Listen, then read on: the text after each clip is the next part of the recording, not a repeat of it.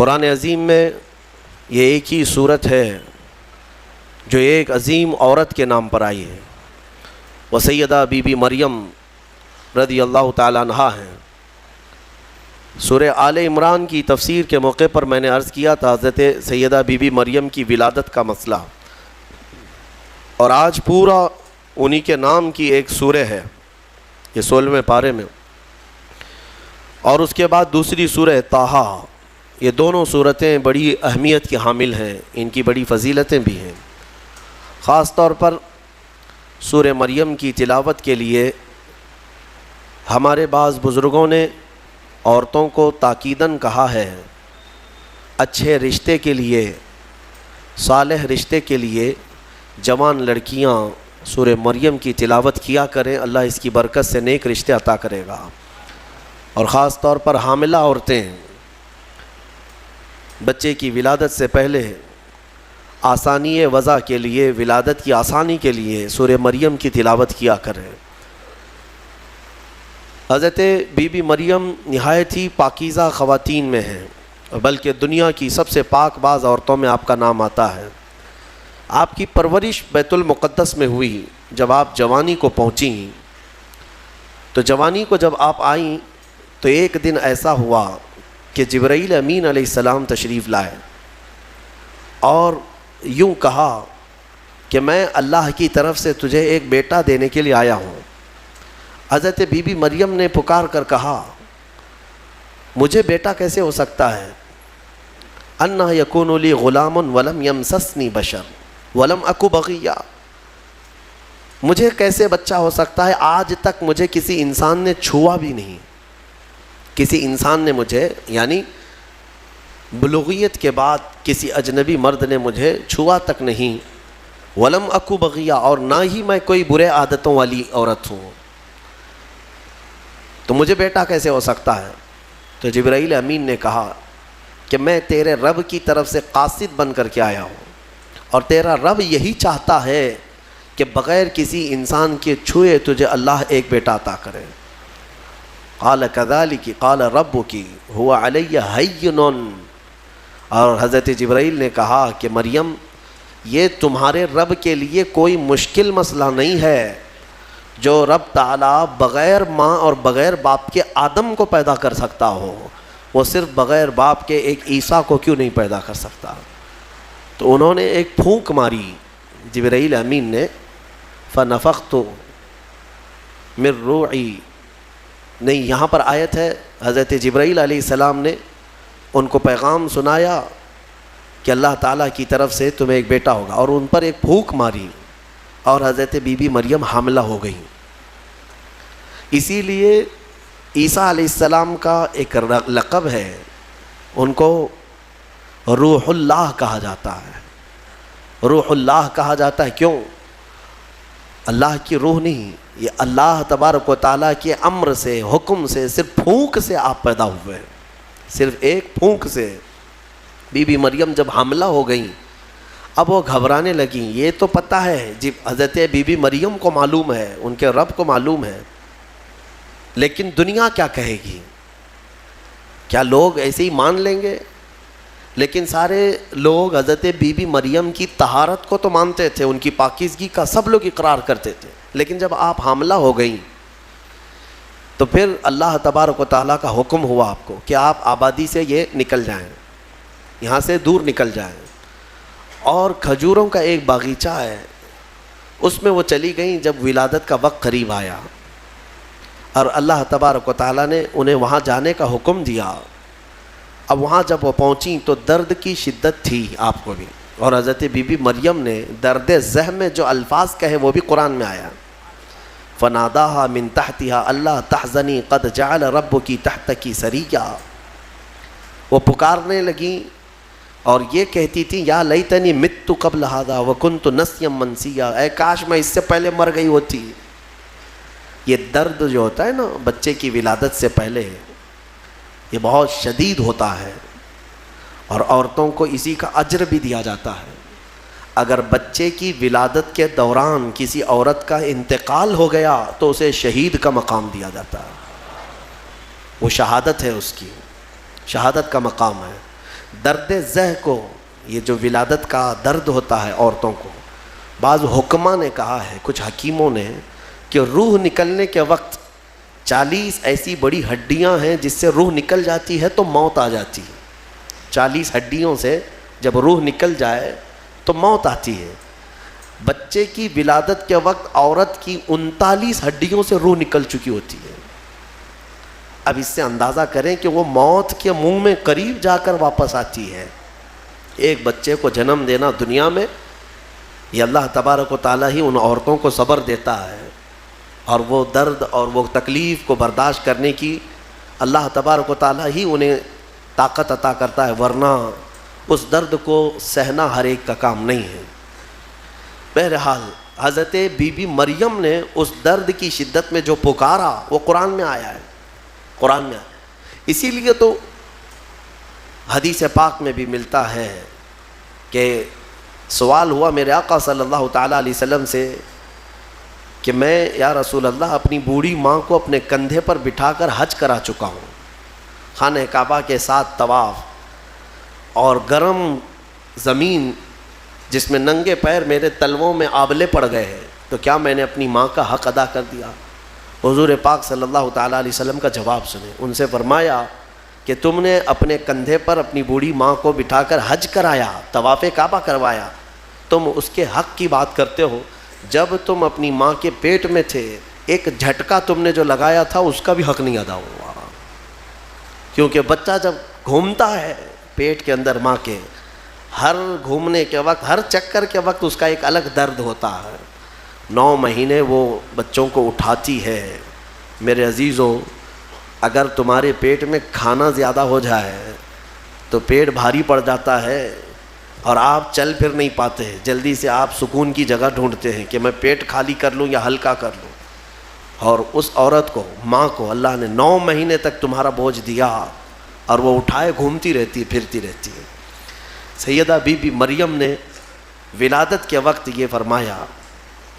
اس کے بعد رب تعالیٰ کی طرف سے یہ آواز ان کو ندا آئی، کیا کہ جب وہ وہاں قریب لیٹی تھی ایک پتھر پر، اور ان کے قریب میں ہی ایک کھجور کا درخت تھا، رب تعالیٰ نے فرمایا وَهُزِّي إِلَيْكِ بِجِذْعِ النَّخْلَةِ تُسَاقِطْ عَلَيْكِ رُطَبًا جَنِيًّا.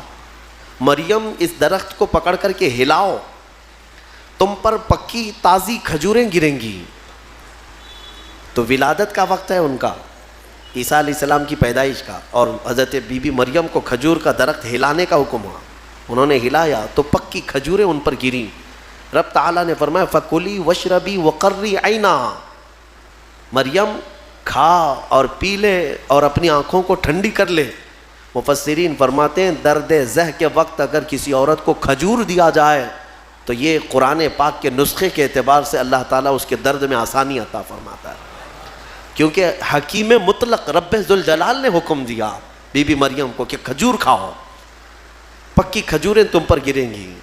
تو کھجور کا حکم بھی ہے. ہمارے بزرگوں کے ہاں رواج تھا کہ ولادت کے وقت جب تکلیف زیادہ ہوتی تو وہ کچھ کھجوریں لا کر کسی امام کے پاس، عالم دین کے پاس لاتے کہ کچھ دم کر کے دے دیں کہ گھر میں ولادت ہونے والی ہے. اب کہاں ہے، کون سا کھجور، کون سی مٹھائی، سیدھے آپریشن تھیٹر میں لے جانا ہے اور بند کرنا ہے، کاٹنا ہے پھر نکالنا ہے. خیر، اللہ تبارک و تعالیٰ آج بھی جو لوگ اسلام پر چلنا چاہتے ہیں ان کے لیے آسانیاں عطا فرماتا ہے. یقیناً تھوڑی ہی دیر کے بعد حضرت عیسیٰ علیہ السلام کی ولادت ہوئی. یہ بیت اللحم جو جگہ ہے آج بھی وہ فلسطین میں ہے. بیت اللحم جس پتھر پر حضرت عیسیٰ علیہ السلام کی ولادت ہوئی وہ جگہ آج بھی موجود ہے. پھر وہاں سے حضرت بی بی مریم نے اپنے بچے کو اٹھایا، کوئی نہیں تھا وہاں پر. ان کے حمل سے لے کر ولادت تک کوئی بھی قریب نہیں آیا، اور نہ زندگی میں کبھی ان کو کسی نے چھوا. آپ نے گود میں اٹھایا. اب کیا کریں گی، بچہ آ گیا ہے. رب تعالیٰ نے فرمایا فَإِمَّا تَرَئِنَّ مِنَ الْبَشَرِ أَحَدًا فَقُولِي إِنِّي نَذَرْتُ لِلرَّحْمَنِ صَوْمًا فَلَنْ أُكَلِّمَ الْيَوْمَ إِنسِيًّا. مریم اب اپنی بستی کی طرف جاؤ گی، اگر کوئی انسان تمہیں نظر آئے، لوگ اگر نظر آئیں تو بات مت کرنا کسی سے، ان سے کہنا آج میں نے چپ رہنے کا روزہ رکھا ہے. ہاں اس شریعت میں ہوا کرتا تھا چپ کا روزہ، خاموشی کا روزہ، کہ دن بھر خاموش رہنے کا بھی روزہ ہوا کرتا تھا۔ اب یہ بھی کیسے بتائیں گی؟ وہ اشارے سے، اس زمانے میں ہوتا تھا جب کوئی خاموشی کا روزہ رکھتا تو وہ اشاروں سے بات کرتا، سامنے والا سمجھ جاتا آج اس کا خاموشی کا روزہ ہے۔ کاش یہ روزہ اور بھی ہمارے ساتھ ہوا کرتا، لیکن اس شریعت میں ہمارے ہاں چپ کا روزہ نہیں ہے، خاموشی کا روزہ نہیں ہے۔ میں تو یہ سوچتا ہوں کم سے کم عورتوں کے لیے تو ہو جاتا۔ خاموشی کا روزہ بڑا ثواب ہے، وہ بہت بڑی غلطیوں سے، گناہوں سے بچ جاتی ہے۔ آپ کو اندازہ نہیں ہے، میرے آقا صلی اللہ علیہ وسلم نے زبان کو یوں 2 انگلیوں سے پکڑ کر کے فرمایا تھا، پکڑ کر کے، تمہارے 2 جبڑوں کے بیچ میں گوشت کا ایک ٹکڑا ہے، حضور نے فرمایا کہ یہ انسان کو جنت میں بھی لے جاتا ہے اور دوزخ میں بھی لے جاتا ہے۔ ہاں، اور پھر ایک حدیث پاک ہے، حضور فرماتے ہیں 2 جبڑوں کے بیچ میں ایک گوشت کا ٹکڑا زبان، 2 رانوں کے بیچ میں ایک گوشت کا ٹکڑا شرمگاہ، جس نے ان 2 چیزوں کی حفاظت کی ذمہ داری لے لی، میرے آقا فرماتے ہیں میں اسے جنت میں لے جانے کی ضمانت دیتا ہوں، جنت میں لے جانے کی ضمانت دیتا ہوں۔ یہ 2 چیزوں کی اگر کوئی حفاظت کر لیا۔ خیر، حضرت بی بی مریم اپنے بچے کو لے کر کے آئی، لوگ دیکھنے لگ گئے کہ مریم ہے اور اس کی گود میں بچہ ہے، تو ظاہر سی بات ہے قوم کا جو رویہ ہوتا ہے، سیدھے پکار کر کہنے لگے یا اخت ہارون ما کان ابوکی امرأ سوء وما کانت امکی بغیہ، اے مریم یہ کیا کر لیا تو نے؟ اخت ہارون جو ہے اس وقت سب سے پاک عورت کو کہا جاتا تھا، اخت ہارون لقب کے طور پر حضرت بی بی مریم کو انہوں نے پکارا، نہ تمہارے باپ برے تھے نہ تمہاری ماں بری تھی، یہ تو نے کیسے کر لیا؟ یہ بچہ تیری گود میں کیسے آیا؟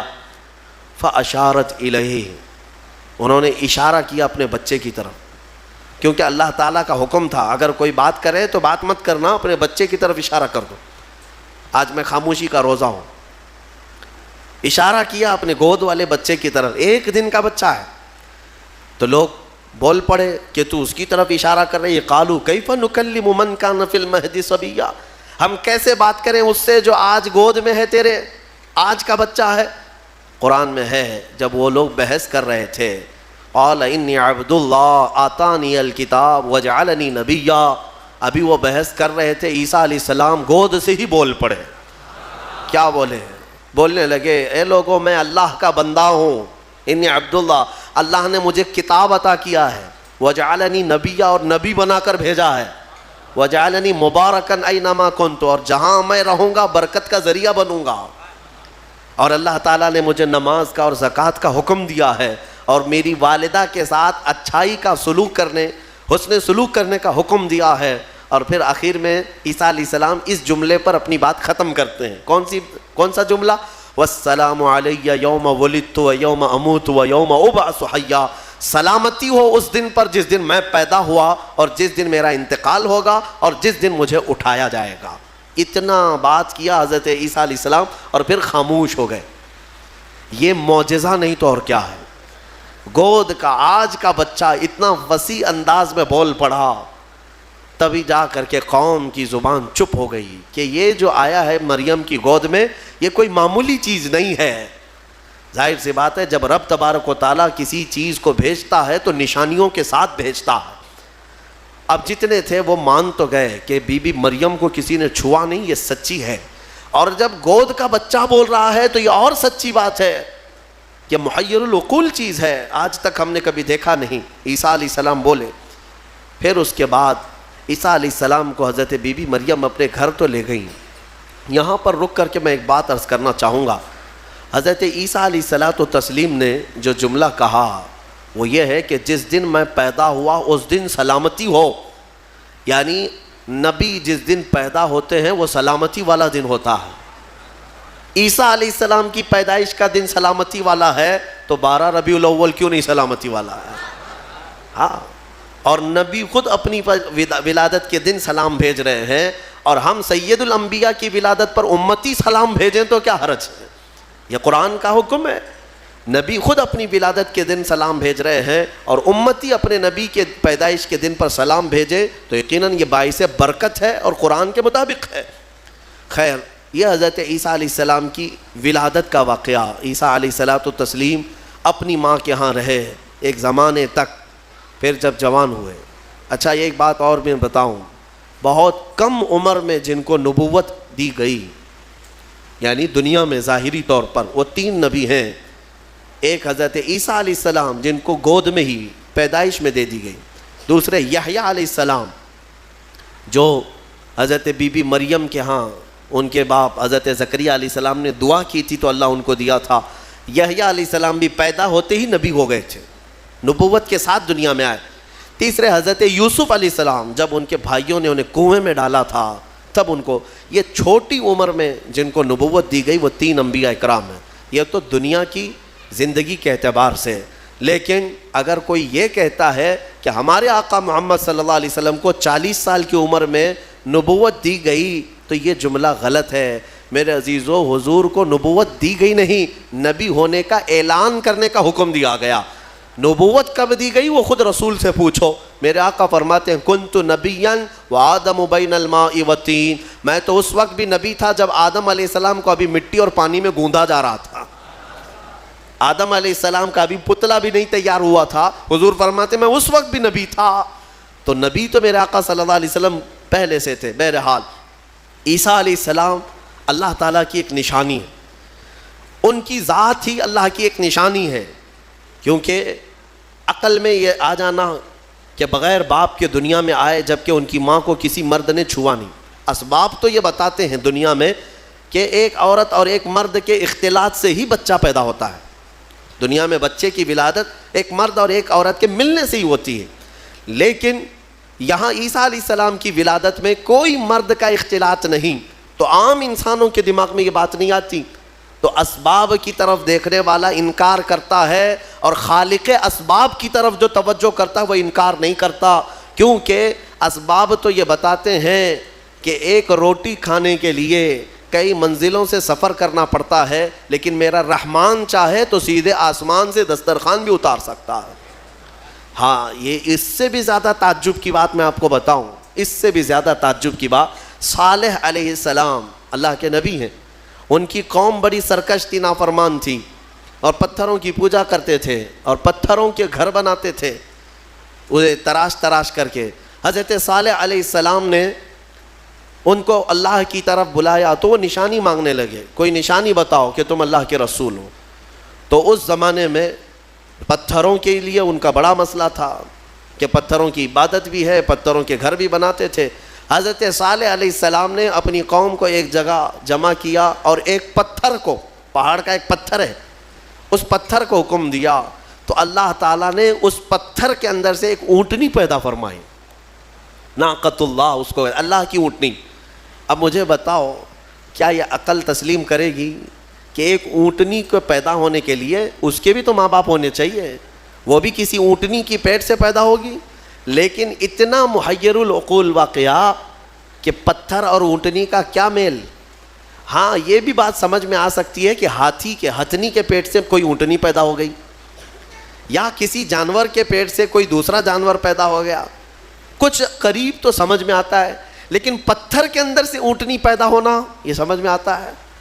اللہ تبارک و تعالیٰ جب اپنی نشانیاں دکھانا چاہتا ہے تو اسی طرح کی معجزے اپنے نبیوں کو دیتا ہے اور ظاہر کرتا ہے تاکہ لوگ ان اللہ کے نبیوں کی حقانیت کو تسلیم کریں۔ اسی لیے ہم کہتے ہیں کہ پتھروں سے پانی کا جاری ہونا سمجھ میں آتا ہے۔ اگر تم پیاسے ہو، ہم نے کہیں پتھر میں سوراخ کر دیا اور پانی بہنے لگ گیا تو آپ پانی پی لیں گے، ہو سکتا ہے تھوڑا بہت تعجب کریں گے، تھوڑا بہت تعجب کریں گے، ہاں انہوں نے پتھر سے پانی نکال دیا، لیکن دماغ میں تمہاری یہ تو ہے کہ بہت سارے پہاڑوں میں دیکھا ہے ہم نے پتھروں کے بیچ سے پانی بہتا ہے۔ لیکن محمد الرسول اللہ صلی اللہ علیہ وسلم کے صحابہ جب پیاسے ہوئے تو پتھر سے میرے آقا نے نہیں، انگلیوں کے بیچ سے پانی جاری کر کے دکھایا ہے۔ سمجھ میں آتی ہے یہ بات؟ پتھر سے نکلنا تو سمجھ میں آتا، انگلیوں سے نکلنا، اور انگلیوں سے میرے عزیزو پسینہ نہیں کہ 2 بوند 4 بوند نکل گیا ہو پانی اور اس کو جمع کر لیا ہو، بلکہ صحابہ فرماتے ہیں اس وقت مجمع میں 1400 صحابہ تھے اور سارے صحابہ نے پیٹ بھر کر پانی پیا۔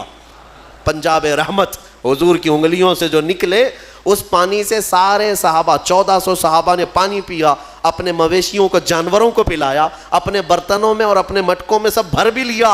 اور صحابی فرماتے ہیں اس وقت اگر ہم 10,000 بھی ہوتے تو وہ پانی کم نہ ہوتا، اس سے زیادہ کی تعداد بھی ہو۔